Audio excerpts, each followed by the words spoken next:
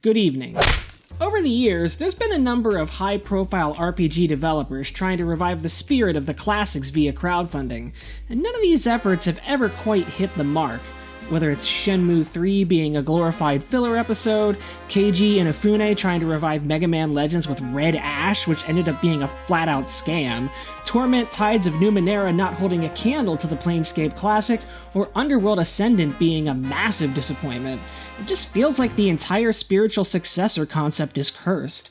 But back in the early days of the pandemic, when Eiyuden Chronicles 100 Heroes was announced, I was actually pretty excited. The Suikoden series may not be one of the most popular JRPG franchises from the days of the PlayStation and PlayStation 2, but it's one I've always had a fondness for, with its large cast of recruitable party members, castle town building and management, large-scale tactical battles, and flashy battle systems where allies attack simultaneously, and rune magic made for unique party setups. And Eiyuden promised to bring all of that into the modern era, essentially a modern Suikoden 2, with a new setting and cast of quirky characters. And by all accounts, it has done that. You build up an army, turn an abandoned ruin into a thriving castle town, and fight off the evil empire in large-scale battles. It's just, something's missing. No, it's not the heart or soul or anything pithy like that. Actually, the reason Eiyuden disappoints me is fairly easy to point out.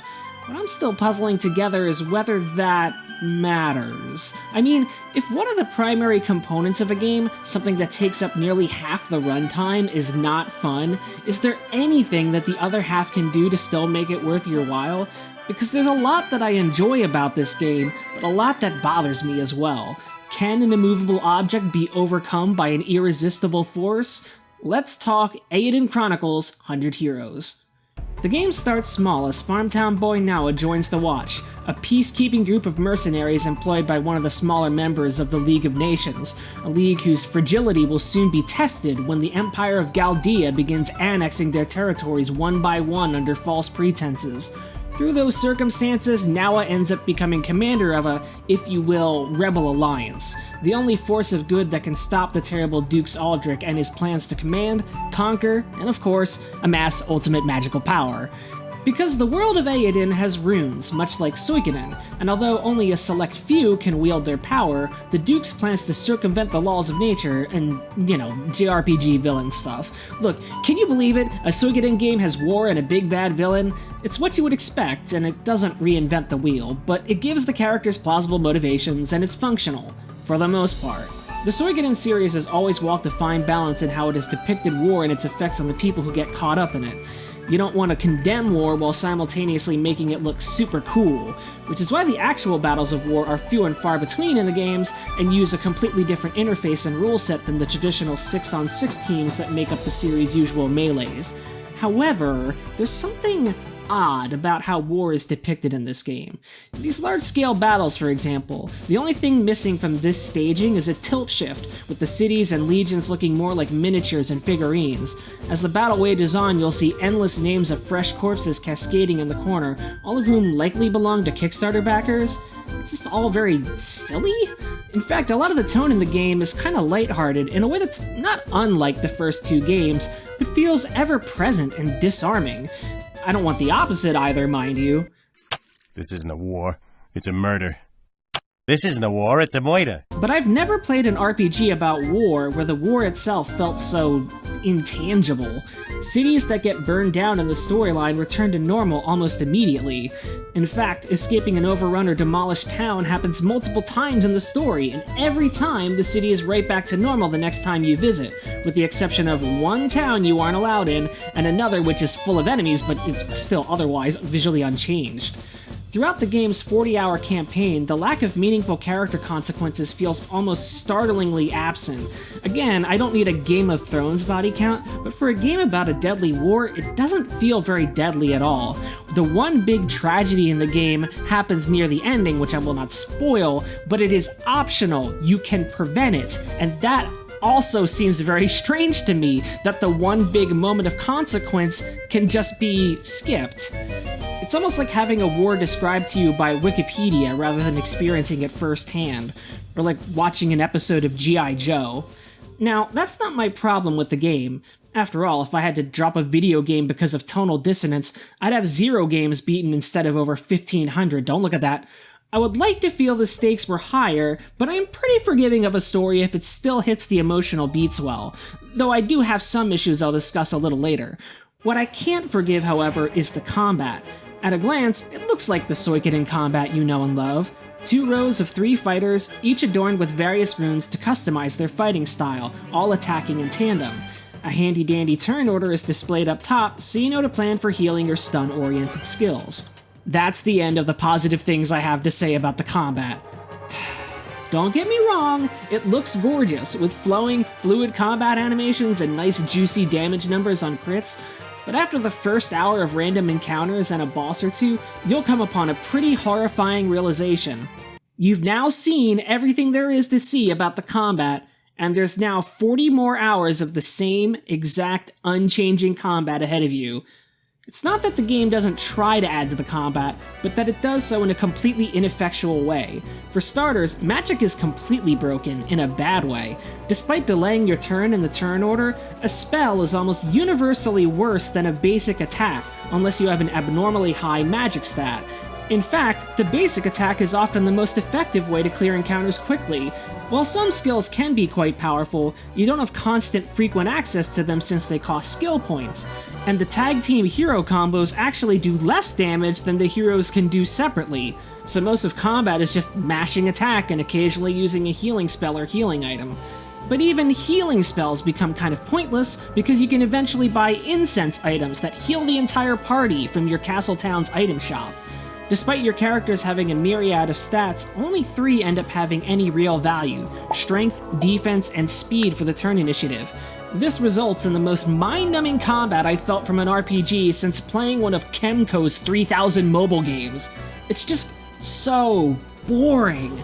The game offers auto-battling, and from a lot of people's perspectives that I've read, most people seem to just use auto-battle for everything other than boss encounters, and that is just not fun at all. On top of that, the sheer number of recruits you can add to your party really gets whittled down to whoever can punch the hardest, since magic is flaccid and some characters have no skill attacks at all unless you change out their rune composition. There are characters who are speed-oriented, or defensive tanks, or mages, and all 3 of them are functionally worthless on the regular difficulty except for the highest powered mages, and only partially useful on the harder difficulty because of enemy speeds being higher. So you're gonna meet a lot of characters who will join your army and then sit back at base doing nothing because they'll do more harm than help in your active party. So, how could it have been fixed? Can it be fixed? Well, I think in some ways it could, if the developers are continuing to monitor feedback and make balance changes through patches. For starters, the magic stat has to be stronger than strength. If I'm gonna suffer a speed delay from casting a spell, it had better be stronger than a regular attack. The game has elemental affinities and weaknesses, but they are so minutely applied that you would not be blamed if you didn't know they were there. Enemies and bosses can have armor class like your characters, but for most of these encounters you will defeat them before ever breaking the armor. Brute force ends up being the quickest solution every time, and so adjusting the stat calculations in battle is only one step to fix the game. Buffs and debuffs need to be much stronger, as Yusuke's charge up and Dijkstra's Warcry seem to be the only significant buffs in the game that I've seen. Granted, I haven't gotten the last few recruits at the time of writing this, but I've messed around with a lot of different characters to mostly disappointing results. I also think elemental weaknesses need to be clearer and more explosive. Resistances are just about right even without a UI tip-off, but weaknesses don't seem to carry the same weight in battle. Either way, I think both need to have a differently colored damage number to make it more obvious. And dang it, give these characters some more to do!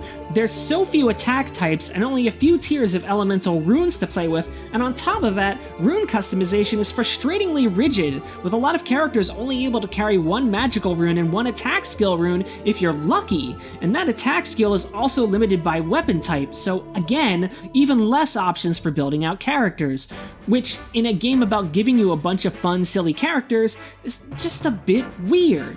Maybe it passed in the 2000s, but not today. The purpose of having a giant crazy cast is to allow people to put their favorites together into a ragtag band of idiots. But with little in the way of malleability, you're likely going to end up with at least a couple of the same characters that every other player uses, because they're just so much more useful and powerful. There are also things behind the black box that I don't quite understand. Like, skill point generation is usually per turn, but some characters don't seem to generate SP per turn. In particular, the character Lamb can become a rejuvenated version of herself and then activate a 3-skilled point mega attack that ends the transformation, but she doesn't actually generate SP while in this form. But there's no other way to leave the form, and it remains for the entire battle. Was this intended? I can't imagine that it was. I assumed that the form was only meant to last a certain number of rounds, and that you could activate the skill to end it early for extra damage, but as is, you can just get a buff that lasts the entire battle with no downside. It says it lasts for 3 turns, but it doesn't, it lasts the entire battle! Meanwhile, Yugo has a defensive option that aggroes the enemy and counterattacks them, but it will only counter on a miss, and enemies just don't miss very often until you get to the back half of the game. Did the developers intend for it to be this rare, or is there a screw-up in the math somewhere? Okay, at this point it's sounding like I hate the game, and that's just not true. But I have a lot to say about it, which is something that usually only happens when I find a game to be incredible or incredibly frustrating. So now, let's enjoy some tonal whiplash as I rave about the game Eiyuden Chronicles 100 Heroes, rated T for teen. I actually don't know what it's rated, but based on the level of violence and cruelty in the game, I'd probably say E10, because they allude to human sacrifices that happen off screen, and maybe a 4-year-old will find that scary and not want to continue playing, even though they're really enjoying the political intrigue and they're writing fanfic about Noah and the steer he meets in Yarnan. Brave Noah, meet your brand new stud. Gosh dang, you are a hot helping of beef. Speaking of that, I'd like to talk about the recruitable allies in this game because I am in love with them. Not literally, I'm asexual, although there is a Skeleton King who's pretty much just Skeletor, and he shows some good bone cleave. Suikoden games pride themselves on having over 100 characters in every iteration that you can recruit into your army, and Eiyuden really went 1.5 miles in putting together a likable and eccentric cast. You've got sharks who've forgot over the generations that they lived in water and now roam the sands of the desert. You've got a magical girl, a combat medic with a foul mouth, a gruff Aussie kangaroo mercenary, just some little dude hiding in a bag, a literal griffin, a luchador, and many, many more. 120 in fact. You'll need a place to keep all these goofballs, and that's where the Castle Town building comes in. A mainstay of the Suikoden series, the town building in Eiyuden is one of my favorite aspects of the game. Like any good game with this kind of building, you can see the changes happening to your town as you build. Your base starts off as little but rubble and ruin, but as you restore buildings, gather resources, and gain new allies, you'll be able to level your base up and watch as it becomes a majestic castle town, the likes of which are ready to welcome all sorts of isekai protagonists. As long as you have the correct ally and the right resources, you'll be able to build various shops, a tavern with a chef who cooks meals for you, a hot springs, fishing, stage plays? Yeah, we've got to talk variety here because the variety of activities is pretty impressive. There's 2 different dueling minigames straight out of a Saturday morning shonen. You've got a card game about playing 3-card poker hands, and each card can be replaced with freshly bought hero cards that give each a special effect. And you have, I'm being completely serious here, fucking Beyblade in the game. And it's just as stupid as the real thing, with its own storyline to progress through. You can race ships on the desert sands, take on a boss rush tower, find fishing spots on the world map, engage in mock tactical battles, and some allies will have a side quest for recruiting them that will even take you to all new handcrafted dungeons made solely for that purpose. All of that variety comes at a cost, however, and it's one that can be felt at many points in the campaign. See, I alluded to this earlier, but Eiyuden Chronicles was funded via Kickstarter, and as we've seen with past video game spiritual successors funded by the public, developers frequently find themselves underestimating the costs associated with running and fulfilling a crowdfunding campaign, and it's definitely happened here as well. Despite looking pretty big, towns will often only have a couple of houses to enter, each of which has a copy-pasted interior, and a lot of dead-end streets. Many story events happen off-screen and are told to you, including pretty massive plot points.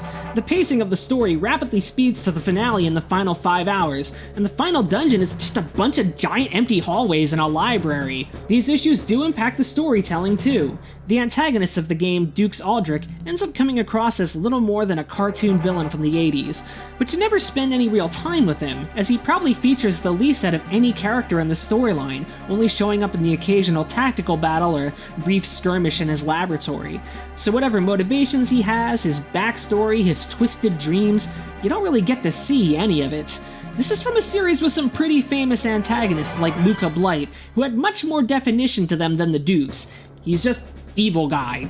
Evil guy like power. Power make evil guy strong. Strong good. That, and claiming to want the magical rune powers of the world to be for all of humanity, and yeah, I guess I gotta play the clip. And when everyone's super, no one will be. I don't need villains to all be sympathetic, tragic, redemption-worthy figures, but I do need to be able to understand them and why they act and believe in the things they do, and with Aldrich, I just don't buy him. There's not enough there, and the little we get is kind of pathetic. But again, there are plenty of great RPGs with one-dimensional villains. I mean, Octopath Traveler 2 has you fighting an evil capitalist with a train. An RPG is often the sum of its parts rather than being able to point at any one component and going, now that's the secret sauce! That's why I'm so divided on this title, because the combat is often duller than dirt, but I enjoy the gameplay loop of doing a little questing, building my town, gearing up my party, and finding new allies. The story is serviceable at best and hamstrung at its worst moments, but it keeps moving along and doesn't drag.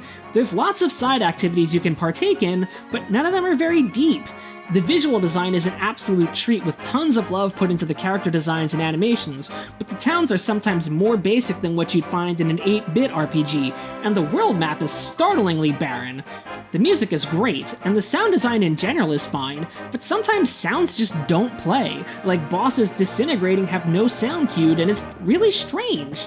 But sometimes this is all still okay, because each fun thing, no matter how compromised, adds up and comes together into an enjoyable conglomeration.